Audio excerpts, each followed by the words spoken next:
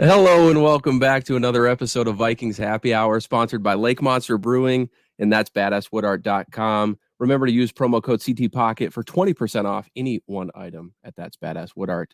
The Vikings traded back from 87 to pick 102, the final pick in the third round on day 2, and they select cornerback Mekhi Blackmon. And we have Ryan with us. Hopefully some other folks will join us here. Miles is old, so who knows if he'll show up. But Flip Mozzie's on the West Coast, so I'm hoping to get his reaction. But the initial reaction from Ryan is, I mean, you can kind of tell just on his face right now that he's a little disappointed. Dude, this guy is fucking trash. Like, I'm sorry, that's probably rude. Like, he's probably fine. I don't know. I don't know enough about him. All I know is that what I did watch of him, because I watched some USC tape because I like Tui Polo or what? Yes. His name. Yes. I'm sorry. I watched a little bit of this guy. He's not it. He's a 5th, 6th round pick, maybe at best. He's got some athletic upside. That's fine. But like, you're sitting here with Darius Rush. You're sitting here with Keely Ringo. Adebuware, which is a defensive lineman that we definitely could have used at a 3-4 DN position. Clark Phillips, Trevarius Hodges-Thomas.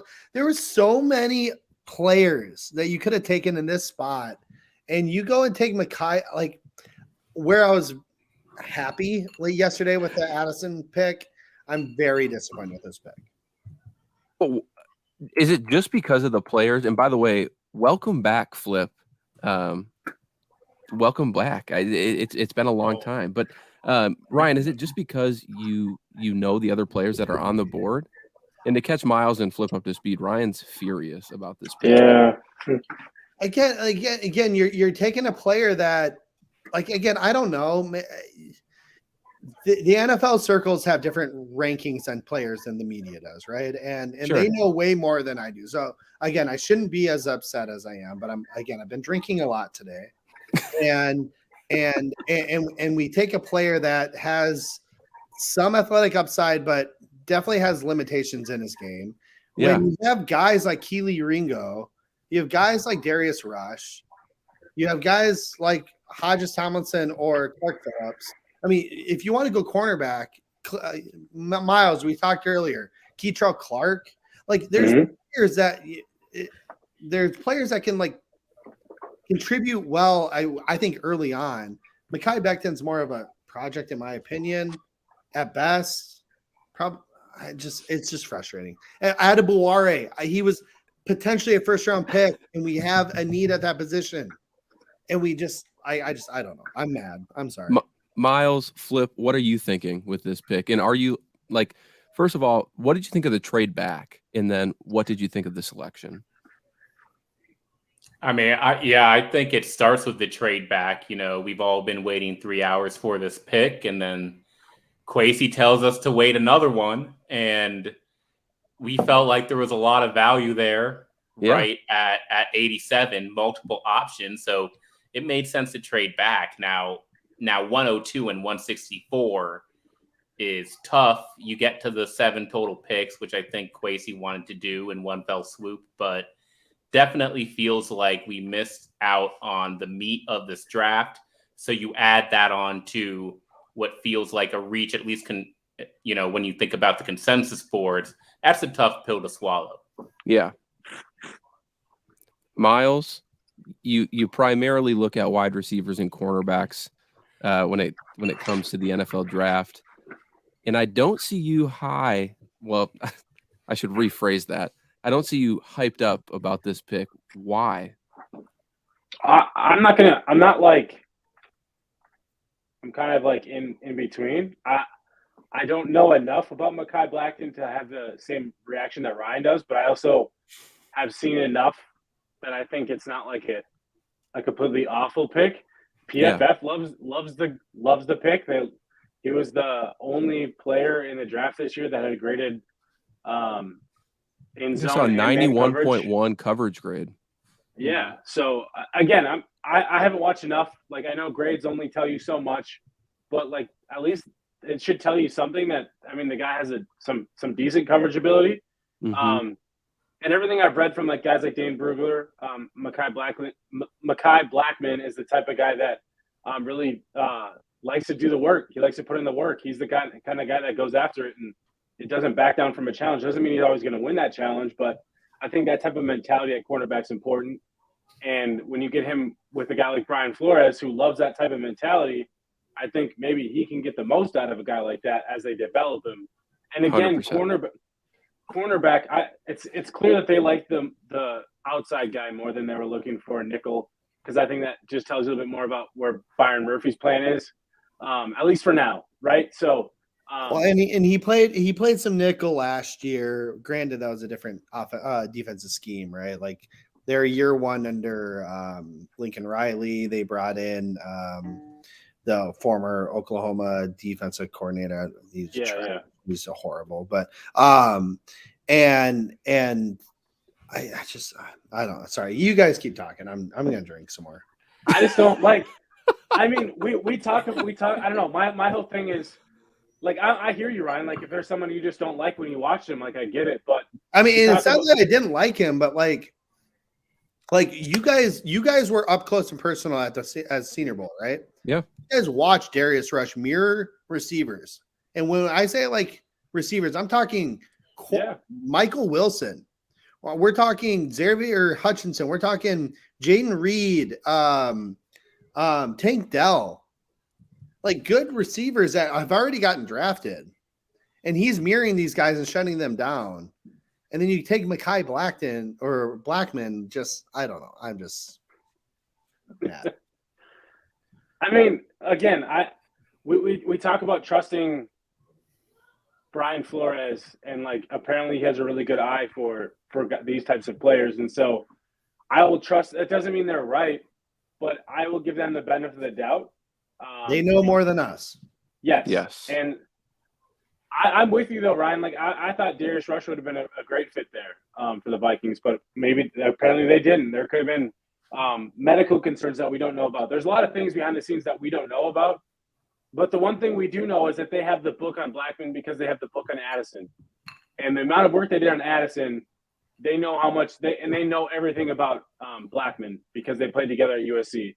I think Blackmon was at Colorado before that. Colorado. Yeah. He transferred 1 year starter at USC. That's right. Yeah. But it sounds like a guy like Blackmon in practice was trying to go up against Addison and in one-on-ones every day, and like that type of mentality is something you want. It doesn't mean he's going to be a good NFL player, but I think the Vikings needed bodies. Apparently he's a guy that they think has potential and ability. He's also not going to be pressured to start right away, so then you can develop him. So I don't know, I'm with you in that like maybe it wasn't the best pick, but I was cool with the trade back because they got more picks. Yeah. And how did any of the cornerbacks actually go off the board when they traded back? No, but I think that's a great thing if but you also got to read the room if you feel like you're high on Blackmon. You also, you got to 100% look at the consensus. You're picking again at 119, so I think in 16 picks, and you can't tell me that you think that Phillips, Ringo, and Rush and Blackmon are all going to be gone at 119. If you do, then sure, you pick Blackmon because you think he ranks higher than that. But I think there's an opportunity here to make this pick with 119 and get a different pick, maybe an edge defender here at the bottom of the third round. I'm with you. I wanted Kobe Turner at 87. Yes. I thought that we've talked about him at length on this show. We've talked about him at length for sure. But I mean, that's the hard part, right? Like, I think the only thing I am happy about is besides the trade back, because they were able to get another fifth, which I think they needed, is that they get another DB. We know that they needed it. So again, we might not like the name, but they got another one, and that's important. In top 100, 102, right? Top 100 picks basically. But you guys are. I'm overreacting. Like I said, I've had a few drinks. I've had a few. I've had a couple 33-ounce Pacificos, a couple sours, a few of the. Hey, by the way, shout out! You guys know Thomas Minsky on Twitter. Yeah, he sent me a bottle of High West Campfire, which has been pretty rare to get, and he sent me the bottle in time for the draft. Appreciate it. How'd you get that? Well, yeah, they actually have came out like so. Yeah. Off topic. They stopped producing them. They started reproducing it recently. I didn't know this. He found a bottle. I'm like, send it to me. I got you. And he did that. And anyway, it's delicious. Been drinking a lot. Mary, she says, hey, don't get too mad. Just a little disappointed. She's been following the team for 58 years, way longer than I have. And, maybe I had a few drinks over the years. Bob agrees. So, you're right. Calm down a little bit. These guys know better than we do. Mekhi Blackmon. Sorry, Beckton. I keep saying Beckman because I wanted Keanu Benton. That's why I wanted Keanu. Yeah, that was long ago. Long ago. But yeah, Mekhi Blackmon. I'm sure he's great. Hopefully he turns.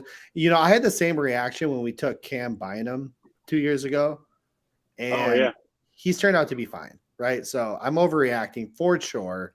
But when you see guys that I have ranked pretty high on the board still available, like Flip said, right? Worst case scenario, there's a lot of decent corners still left. Go take Adebaware. Go take that Northwestern kid. Let him get after the quarterback at the interior, at the DN position in a 3-4, at a 3-tech position in a 4-3 if we decide to run that scheme. That's my. So I want to go ahead, Flip, and then I'll. I was just going to say the other item here is look, you're looking at Detroit's drafted 5-6 players. I think the Seahawks have had a ton of picks. The Steelers have had a ton of picks, and you've got 2 picks from the first 2 days of the draft. So both USC Trojans, by the way. I get the fit with Addison, but bottom of the 3rd round, take the athlete. And one thing missing with Blackmon's game is he does. Yeah, I get it. Culture guy, gonna put in the work. Matched up against, Pac-12 talent. But you look at his slim build and it's take the athlete if you're going to bet on anything at the bottom of the 3rd round when you've only got 2 picks. Because if you get an athlete who maybe isn't the best, doesn't have the best technique at corner, you can move him around. You can let Brian Flores work with those athletic traits. It's just tough to see what the plan is here. That's the last thing I'm going to say about this pick, though. Well, and I'm seeing some comments going after Kwesi in the comments here. Again, this isn't all Kwesi, right? These are regional scouts that are putting in content. These are coaches that are putting in content, right? I love the Addison pick yesterday. Would I have loved to trade back? Absolutely. But if you feel Addison's your guy, go get him, right? I think he's done a great job. I love the Scene pick last year. Booth, Asamoah, he's made a lot of good picks. So I'm not down on Kwesi here. I mean, I don't think anyone should be. I think he's doing an excellent job. My thing is, we need to just make sure that you're taking the best talent, right? And again, that's not his call every single time. That's the collective. And maybe our scouts are trash. I don't know. Or maybe I'm trash. Who knows? I've made a lot of mistakes in my evaluations of the years. Miles knows. Dude, you've had some really big major. Yeah, Baker Mayfield's probably the biggest one. Baker Mayfield. I made a lot less mistakes than others who are supposed to be better than me. So anyway, Daniel House is gonna join us here in just a second. So I'm gonna switch to a different screen just to talk about some of the remaining prospects available, because I think Flip's point is really prevalent in the fact that we do have pick 119, and so there's plenty of good players available, and hopefully tomorrow at the start of the draft, Kwesi is a little bit more aggressive in trading up for some of the guys. So I'm gonna list some off, and you guys let me know what you think. I'm gonna butcher the Northwestern defensive end's name, but I think you guys know. Perfect. The drunkest guy here got the name correct. Yeah, I'm way drunk. Cornerback Keely Ringo. I'm not a huge fan of him, but I know people are.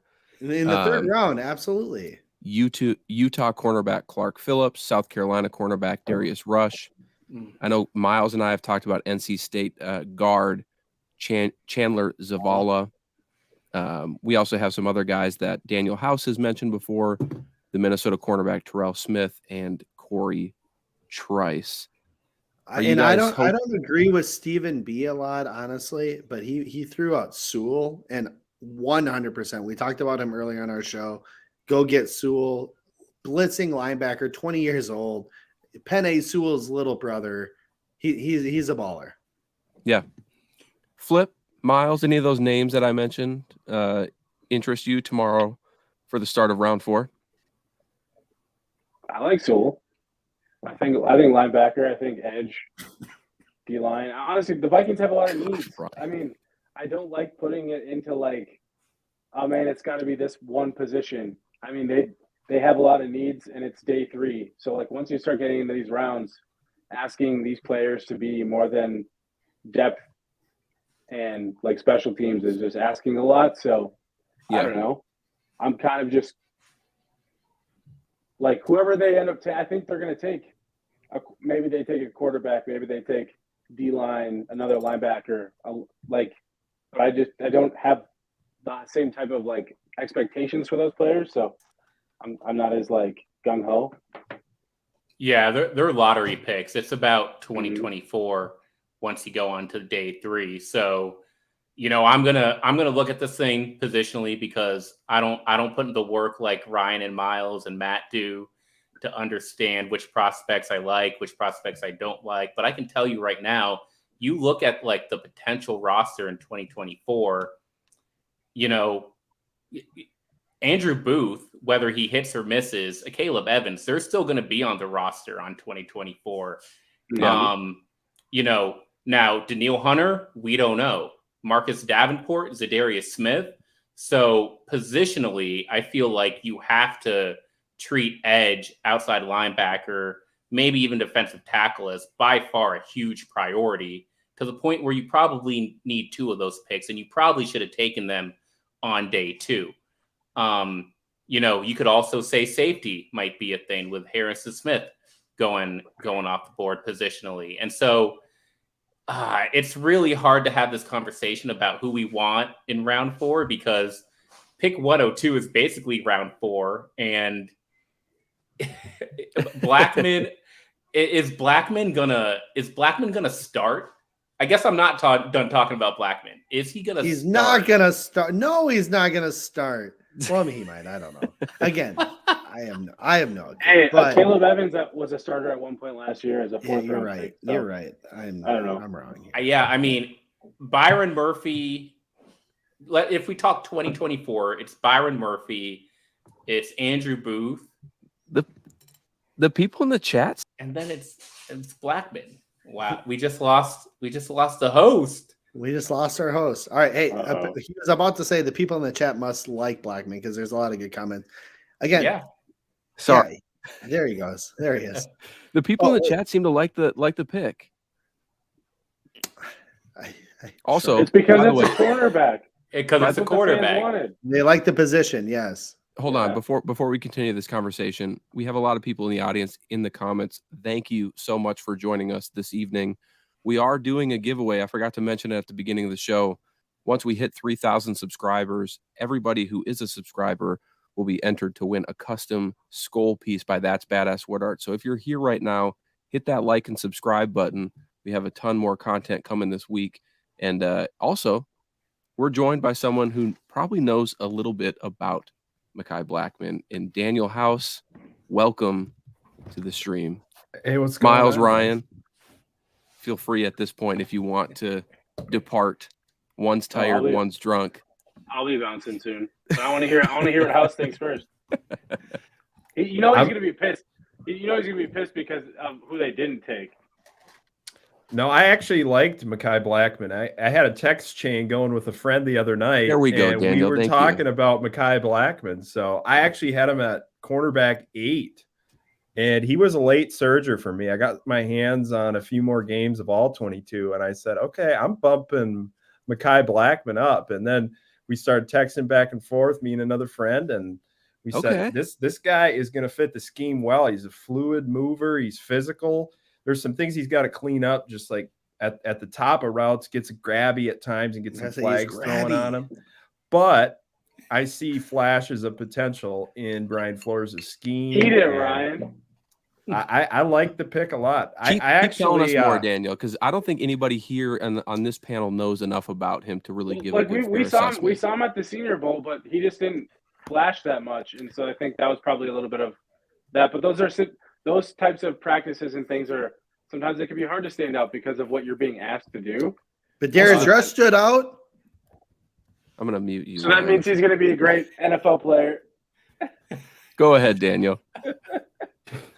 Christian Gonzalez and Mekhi Blackmon actually played together in Colorado. So I had a chance to see them when Minnesota played Colorado back in the day. So I did a lot of prep for that game, getting ready, going back and watching things. And one of the things I really like about Mekhi Blackmon is the fact that he has a wide receiver background.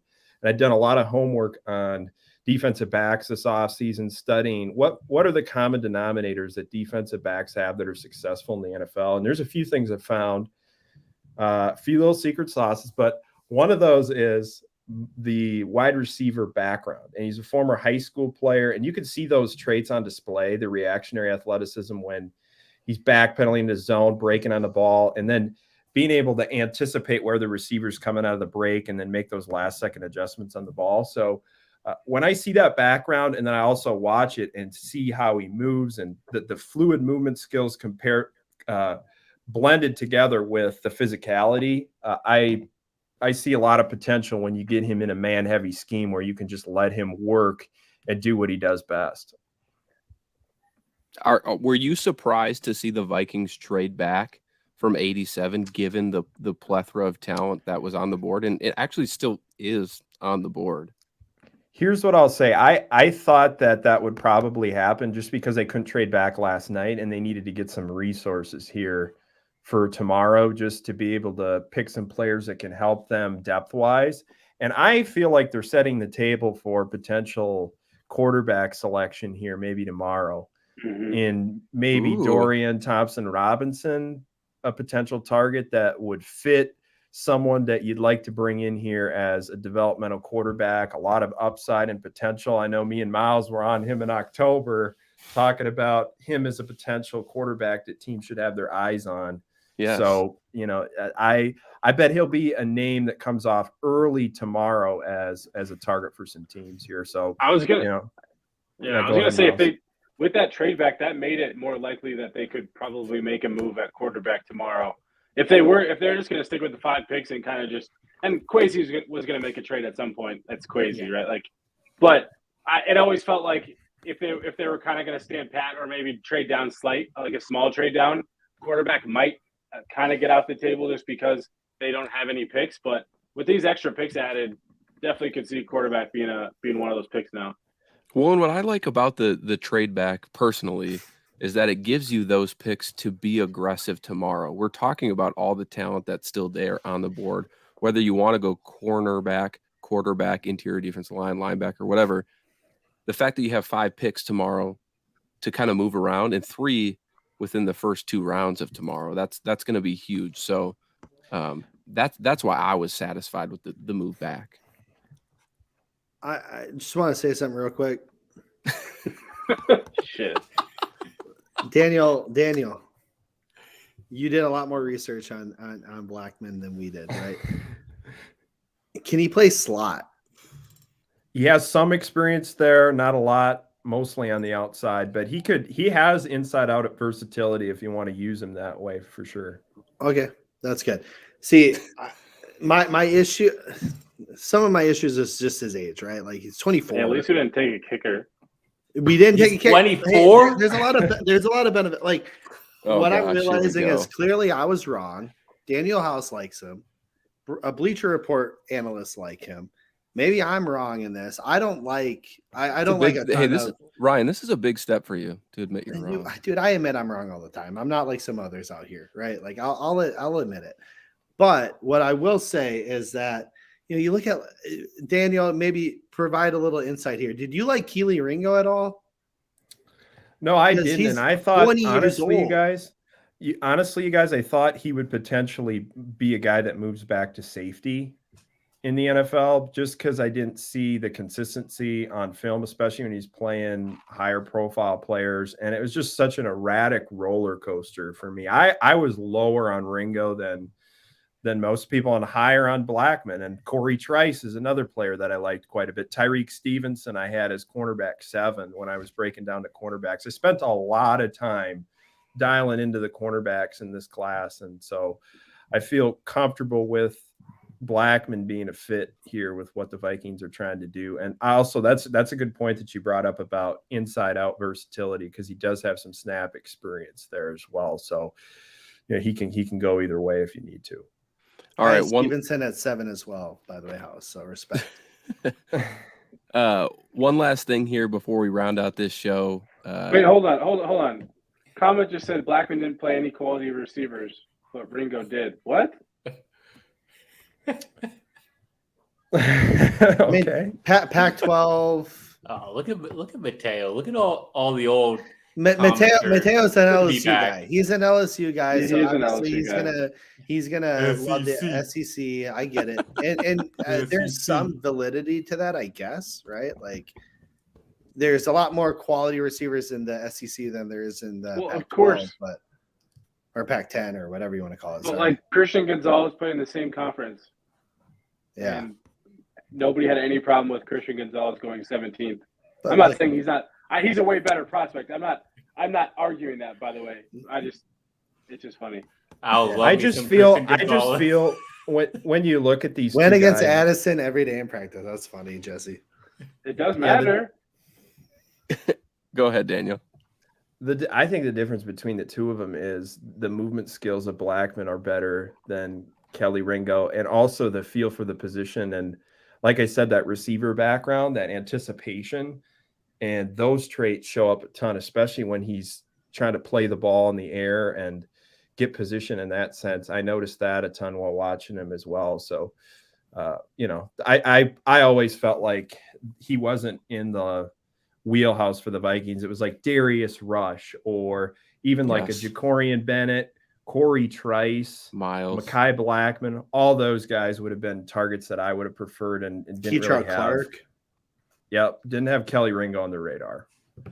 Well, the question I was going to ask you guys all as we round out this show is, what are you looking for on day 3 of the NFL draft? What's the one thing that has to happen for you in order to deem this as a success? So, Ryan, we'll start with you. Is Edobuare going to still be available? Because that's why I'm mad. That's probably the most reason why I'm mad right now. It's not that necessarily it's Blackmon. It's that fact that he's available, who I thought was an early day 2 pick. If not, maybe could sneak into day 1, late day 1. And he's there. I know he's undersized, but I think he's a penetrator. I think he is an effective, 3-4 D end, 3 tech.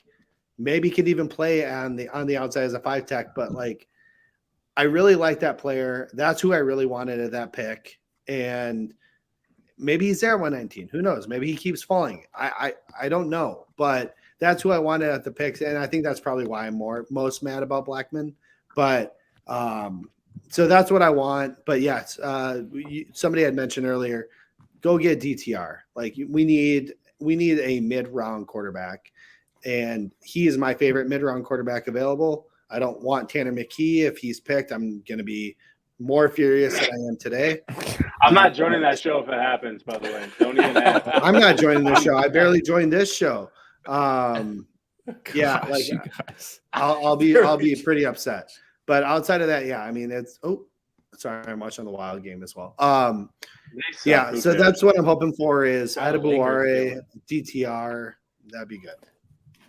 Okay. Flip, how are you feeling, by the way? I haven't got give me your quick assessment of yesterday, and then what are you hoping for tomorrow?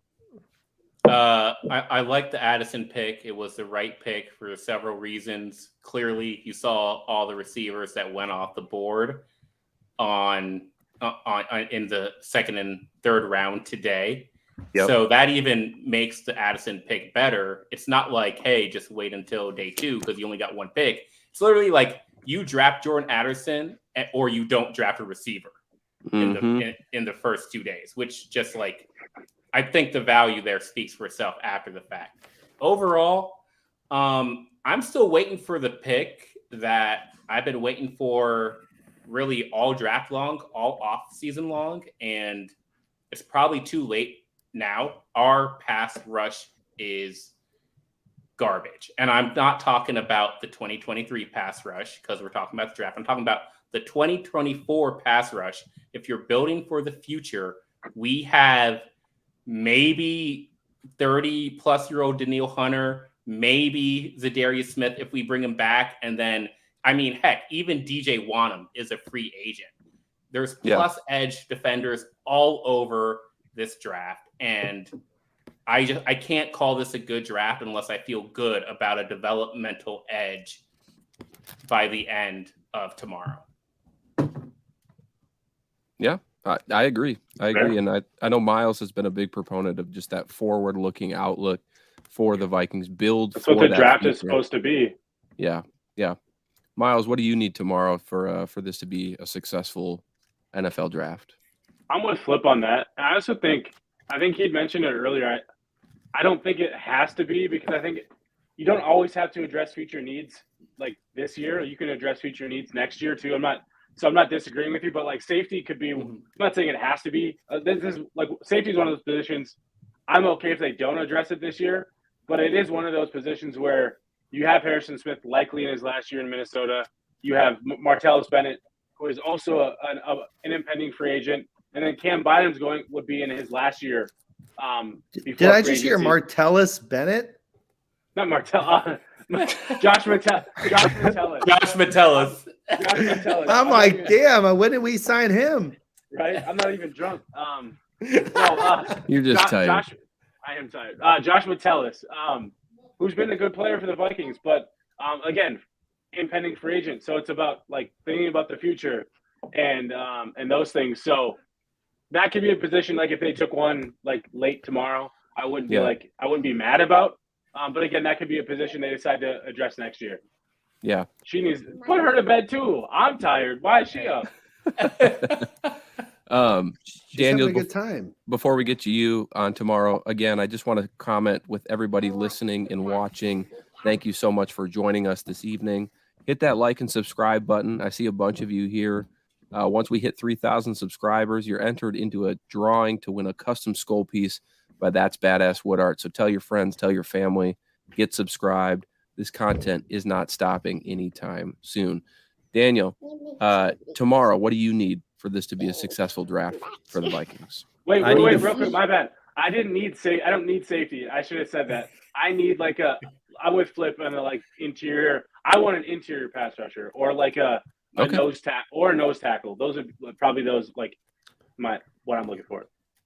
All right. Daniel? All right. I got a few guys that I would like the Vikings to target. Calvin Avery checks the nose tackle box. He's one of the most underrated nose tackles in this draft. I'd like to see the Vikings come away with him if they have a chance to do it.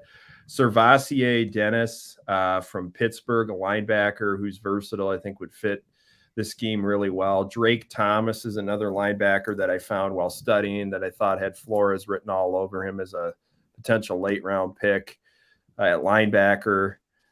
I would say Dylan Horton from TCU, Jose Ramirez, a pass rusher from Eastern Michigan.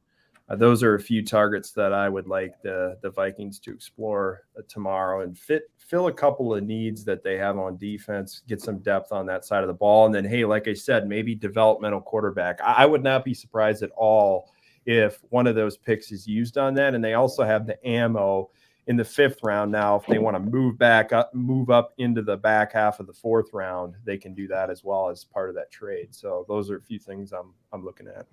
Perfect. Well, tomorrow for the NFL draft, we'll probably just be doing a recap show when it's all said and done, barring some crazy news, whether it's a Dalvin Cook resolution, a Zadarius Smith, sure, maybe even Trey Lance. But yeah. By the way, did anyone think that when we traded with San Francisco, it was Trey Lance?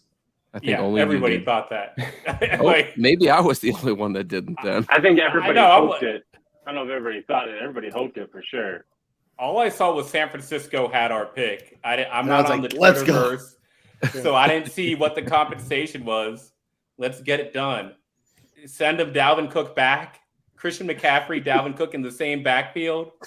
Let's go 49. Send him $40 million in running backs. It's not too late. Well, thank you guys for joining this evening, Ryan, Flip, Daniel, Miles. We'll hit it up again tomorrow after whatever Kwesi and Kevin O'Connell have in store for us. And for all the audience listening, watching, we appreciate you. Drop a comment below. Let us know what you think about the Vikings draft thus far. We'll do our best to respond to that. But until next time, everybody, Skol Vikings.